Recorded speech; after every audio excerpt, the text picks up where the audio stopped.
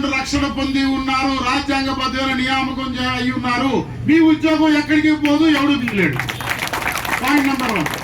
Point number 2, మిమ్మల్ని ఎక్కడో ఒక్కడ ఉన్న స్థాయికి తగ్గకుండానే చూడాల్సినటువంటి అవసరం ప్రభుత్వం మీద ఉన్నది. సుప్రీంకోర్టు నిర్దేశించినటువంటి సహజ న్యాయ సూత్రం ప్రకారం ప్రతి సర్వీసులో ఒక కెరీర్ ల్యాడర్ ని ఏర్పరచడం అనేది మ్యాండేటరీ విధి. ప్రభుత్వానికి తప్పనిసరిగా ఈ 3 జరిగి తీరాలి. వాటి కోసం పనిచేద్దాం. మీరు ఇప్పుడు 4 రోజులు కొద్దిగా తొందరపడ్డారు ఆవేశంతో.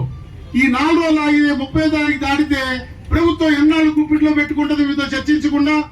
4 రోజుల తర్వాతైనా ఈ క్లస్టర్ లో కేటాయింపు చేసిన తర్వాత మిగిలిన వాళ్ళని ఏం చేయాలి, వాళ్ళని ఎక్కడ రిపోర్ట్ చేయమని ఉత్తర్వు ఇచ్చి తీరాలి 1వ తారీఖు నాడు. ఆ ఉత్తర్వు పట్టుకున్న తర్వాత మనం ఈ టెంట్ వేసి ఉన్నట్టయితే ఇది మరింత బాగుండేదేమో అనేటువంటి నా వ్యక్తిగత అభిప్రాయం, అనుభవజ్ఞుడిగా. బట్ ఇక నుంచి మీరు ఒక్కళ్ళు టెంట్ వేసుకోవాల్సిన అవసరం ఈ రాష్ట్రంలో రాదు. టెంట్ అంటూ వేయాల్సి వస్తే మొట్టమొదట మా ఆంధ్రప్రదేశ్ ప్రభుత్వ ఉద్యోగుల సంఘం పక్షాన మా ప్రధాన కార్యదర్శి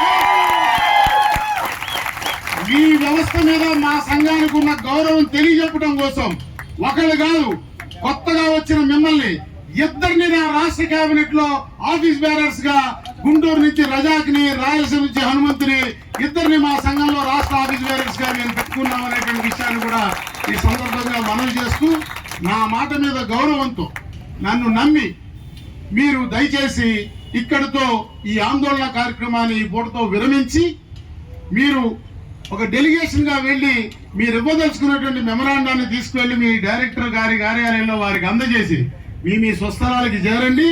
నేను గౌరవ ముఖ్యమంత్రి గారి కార్యాలయంలో మీ సబ్జెక్ట్ చూసే అధికారులతో కూడా ఇవాళ సాయంత్రమే మాట్లాడతాను.